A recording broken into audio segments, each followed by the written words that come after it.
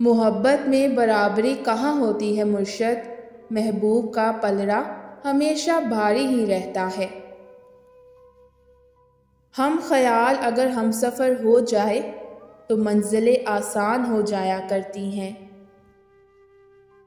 मोहब्बतों में बदगुमानी नहीं होनी चाहिए। मोहब्बत की है तो एतबार करना सीखो। अगर वो खफा है तो उसे मना लो कि मोहब्बत हमेशा इस मान से रूठती है कि उसे मना लिया जाए। खाली जेब वाला मर्द दुनिया की 99% औरतों की नज़र में बदसूरत होता है। मोहब्बत का दरवाज़ा सिर्फ उन लोगों पर खुलता है जो अपनी अना और अपनी ईगो, अपने नफ्स से मुंह मोड़ लेते हैं।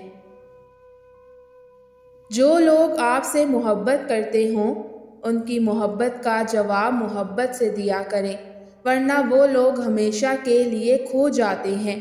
मोहब्बत की तज़लील की जाए तो ज़िंदगी में दोबारा कभी मोहब्बत नसीब ही नहीं होती।